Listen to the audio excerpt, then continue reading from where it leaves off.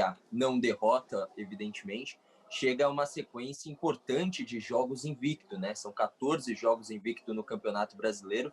E, se eu não me engano, a última vez que o São Paulo atingiu uma marca tão expressiva nessa questão foi em 2008, e o São Paulo foi campeão brasileiro naquele ano. Como é que você e o time, em geral, recebem essa marca e trabalham com ela de uma forma com mais responsabilidade, um motivador a mais para a continuidade da temporada, ainda mais sendo comparado, pelo menos em números, com o ano em que o São Paulo foi campeão brasileiro? Boa noite. A gente não está preso a esse tipo de marca, chega mais para mim quando tem entrevista coletiva. O que a gente tem que olhar é para o nosso campeonato e para os nossos adversários. Eu acho que a equipe já tinha jogado bem contra o Ceará, mereceu vencer. E hoje, de novo, mereceu a vitória, principalmente pelo segundo tempo. Foi muito contundente, foi agressiva, correu do começo ao final do jogo. E é isso para a gente que é importante. Então, a gente está preocupado com esse campeonato, não com os campeonatos que passaram.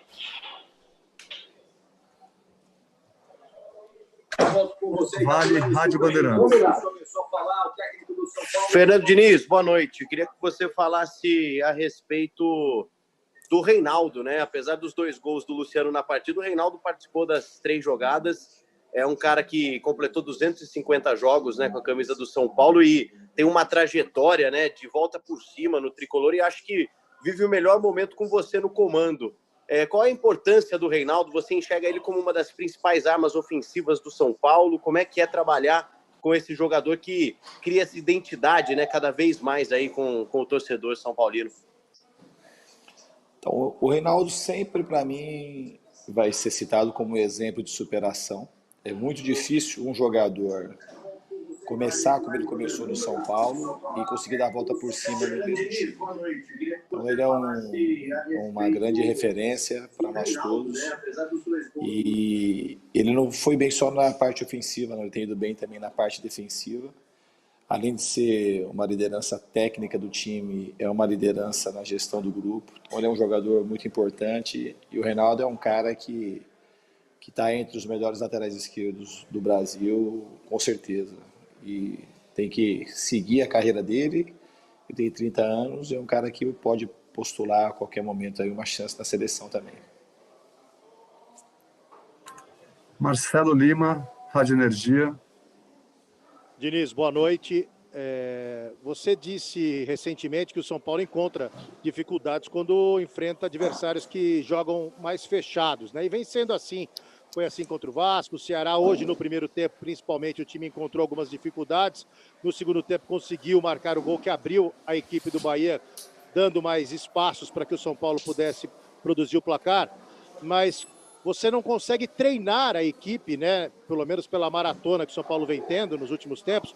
Como é que você faz para tentar mudar essa questão de enfrentar times retrancados? É só na conversa mesmo, porque na prática não tem como no dia a dia, né, para mudar isso.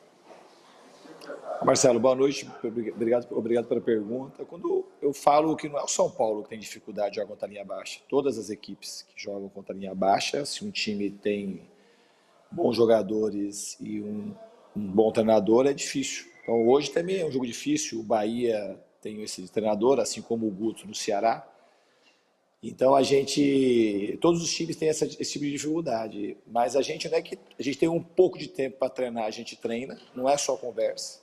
Tem pouco tempo, mas a gente usou ontem, não só para recrear, para treinar alguma coisa, mostra vídeo. E a gente tem uma base de treinamentos para esse tipo de questão.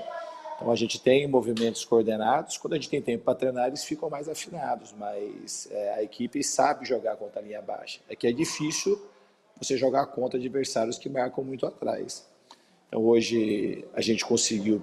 No primeiro tempo, já tinha produzido alguma chance. No segundo tempo, a gente jogou bem. Já voltou para o segundo tempo muito agressivo.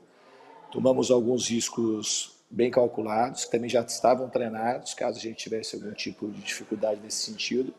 A gente criou inúmeras situações de gol. Mesmo antes de fazer o primeiro gol, a gente já tinha produzido muitas boas chegadas pelos lados, chutes de fora da área, então era uma questão de tempo, o gol estava amadurecendo e ele acabou saindo. Depois, concordo com você, que o Bahia teve que naturalmente sair um pouco mais e a gente teve um pouco mais de espaço para jogar. Guilherme Pradella, CBN. Tudo bom, Diniz? Boa noite. Eu queria que você compartilhasse, se possível, algumas informações que às vezes a gente não tem muito acesso, que é com relação a desgaste físico de jogadores. A gente vê, às vezes, algumas pessoas falando, poxa, São Paulo parece que está cansado, o time não está rendendo, mas a gente não tem os dados que vocês têm, né, que é de desgaste, aqueles exames de sangue que são feitos, nem a quilometragem que os jogadores percorrem durante as partidas. Então eu queria que você falasse como é que está fisicamente o elenco do São Paulo. Existe, de fato, um desgaste físico dos jogadores ou isso está dentro de uma normalidade para vocês? Então, Pradella, eu vou mais uma vez falar, que eu já falei sobre isso. A gente tem mania de analisar um jogador de futebol por aquilo que ele é na sua parte biológica. E eu não trabalho assim, nunca trabalhei.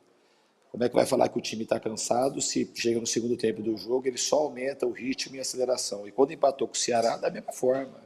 A gente jogou em cima, tentando fazer gol o jogo todo, com um desgaste de viagem, com campos mais secos e mais altos, que é uma estratégia que os times usam contra nós.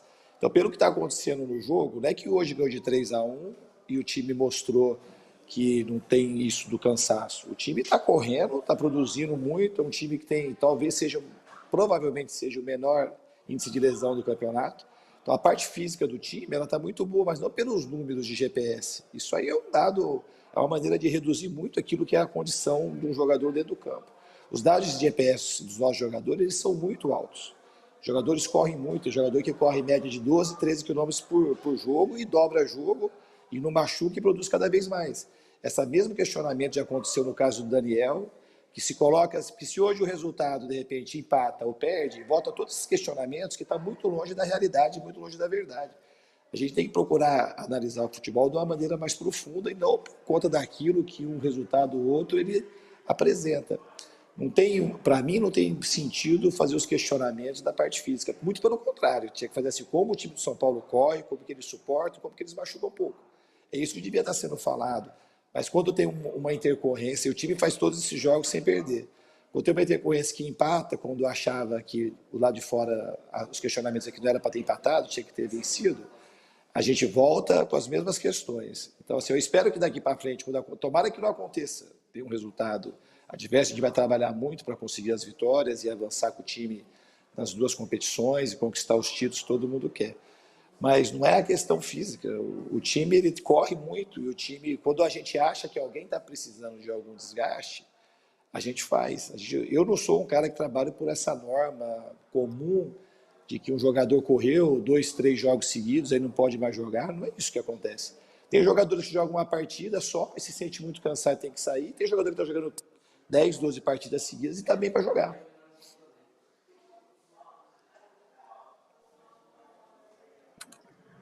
Felipe Ruiz, TV Globo. Boa noite, Diniz. Estávamos Boa fazendo noite. a transmissão do jogo aqui e foi possível ver que o São Paulo demorou um pouco mais para voltar para o segundo tempo. O Bahia já estava todo posicionado e o São Paulo demorou 17 minutos ali. Queria saber de você como foi a conversa, até porque você mudou peças, né? Você colocou o Luan para a zaga. Então, como foi a conversa? Se realmente teve um tempo de ajuste maior? E foi o segundo jogo que você colocou o Luan no intervalo na zaga e deu resultado. O São Paulo melhorou o rendimento no segundo tempo. É algo que você pensa, tem em mente, já para sair contra times que talvez joguem mais atrás, como foi levantado na coletiva? Isso é uma coisa que pode acontecer, sempre está na minha mente, mas em princípio não é isso que a gente está fazendo. É uma alternativa que a gente tem. O Luan joga bem como zagueiro, joga bem atrás, joga bem na posição dele. Se jogar um pouquinho mais à frente, segundo volante também joga.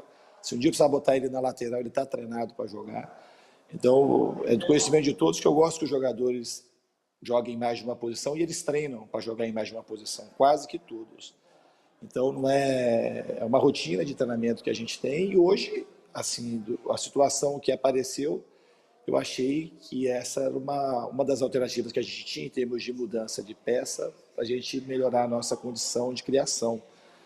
Mas o time também estava jogando bem no primeiro tempo, tanto o Juan Fran quanto o Léo estavam fazendo boas partidas. Então, assim, a gente não é uma questão de melhorar o time com aquilo que a gente tem nas mãos e hoje acabou tendo um resultado bastante positivo. Obrigado, gente. Fechamos aqui a coletiva com o Diniz. Boa viagem.